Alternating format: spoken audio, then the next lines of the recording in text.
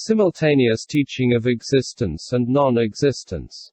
In some places the Buddha speaks of the existence of dharmas, and in other places he speaks of the non-existence.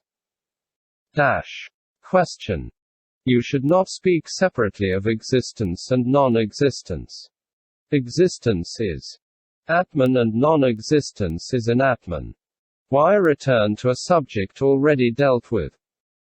Answer. Point 1. That is not correct. In the Buddhadharma there are two kinds of emptiness. 1. The emptiness of beings. 2.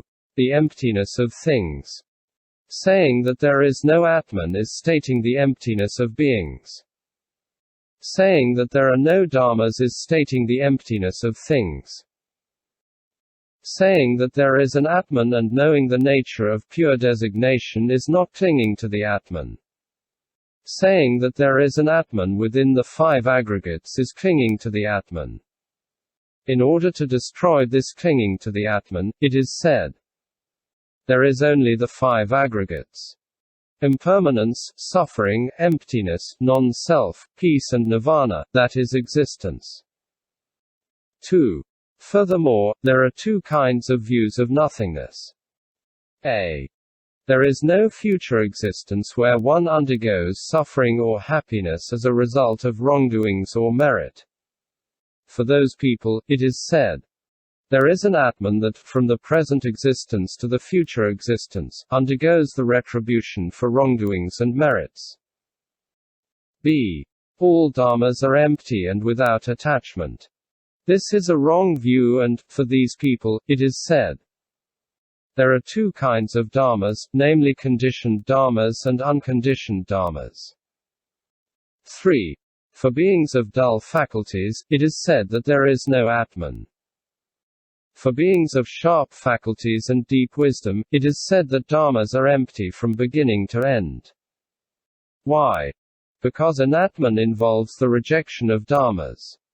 Thus it is said, if he knows an Atman well, every person who thinks in this way does not rejoice on hearing about existent dharmas, does not grieve on hearing about non-existent dharmas. Actually, to speak about Atman is to give support to things. To speak about an Atman is to stop any support. 4. Moreover, the Buddhist doctrine has two ways of expressing itself. 1. If it speaks clearly, it says that dharmas are empty. 2. If it expresses itself as skillful means, it says that there is no Atman. These two ways of teaching the Dharma end up in the same nature of prajnaparamita. This is why the Buddha says in the sutra, the paths that lead to nirvana are absolutely identical. It is not that there are different paths. 5. Moreover, the existent Atman, existent dharmas, parents, wrongdoings and merit, greater or lesser karmic retribution, are spoken of particularly to lay people. Why? Because lay people generally do not seek nirvana but cling to retribution of actions in future existences.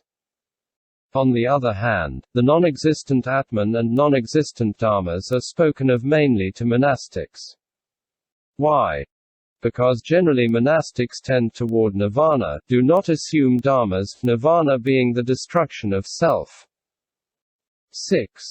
Moreover, there are people whose spiritual faculties, faith, etc., are not yet ripe and who first seek perceptible benefits and later abandon them. For these people the Buddha advises the accumulation of good dharmas and the rejection of bad dharmas. By contrast, there are people whose spiritual faculties, faith, etc., are already ripe and who seek no perceptible benefit in dharmas.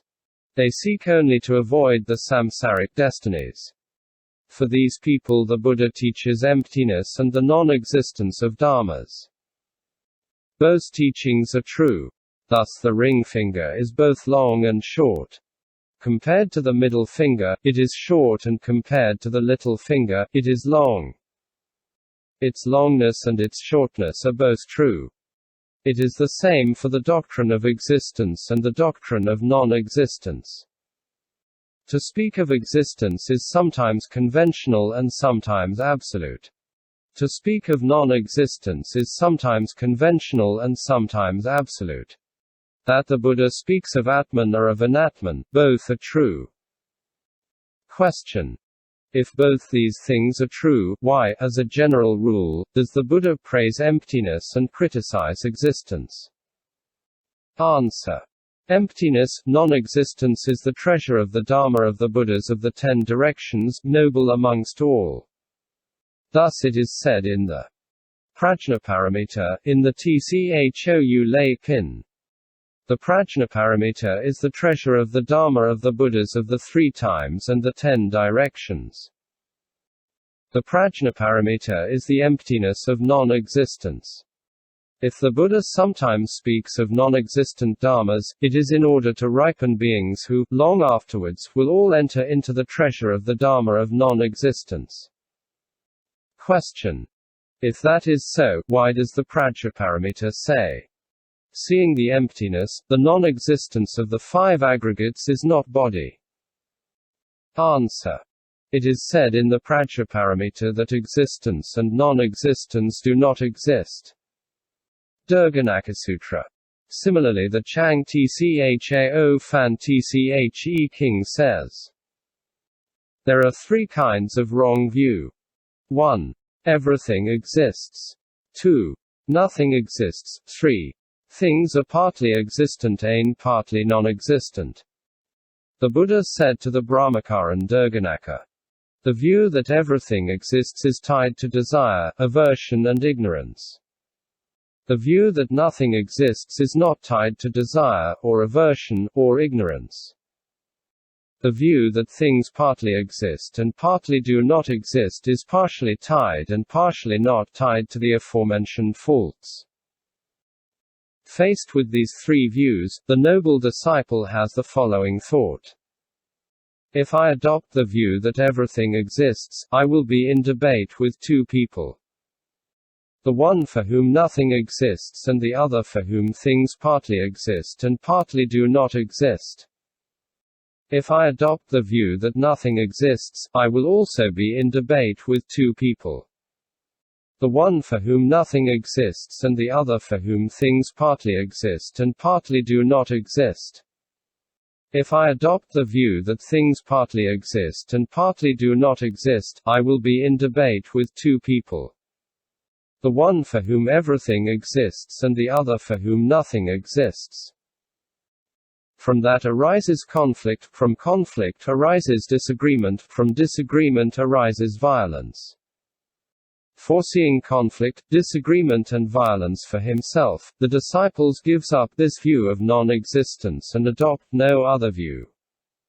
Not taking up any view, he enters into the path. If one does not cling to the emptiness of dharmas, the mind does not arouse debate and merely drives out the fetters.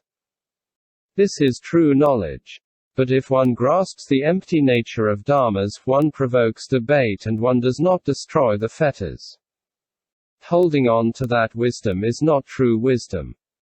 Everything that the Buddha says is aimed at saving beings.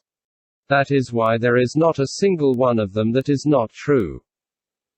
According to whether people cling or do not cling to them, they are sometimes in the right and sometimes in the wrong. For all these reasons, the bodily, vocal or mental actions of the Buddha are preceded by knowledge and accompany knowledge. Question. You said at the beginning that the Buddha has neither physical defect, nor vocal defect, nor mental defect, and here you say again that his bodily, vocal and mental actions accompany knowledge. What is the difference in meaning? Answer. The first 3 attributes in terms of which the Buddha has no defect did not give a reason. These do give the reason. Because his actions accompany knowledge.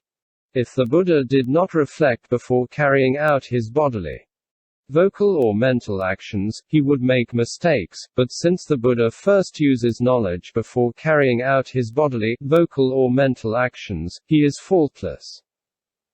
Furthermore, the Buddha is endowed with 3 kinds of pure action, 3 kinds of pacified actions, 3 kinds of actions not requiring secrecy.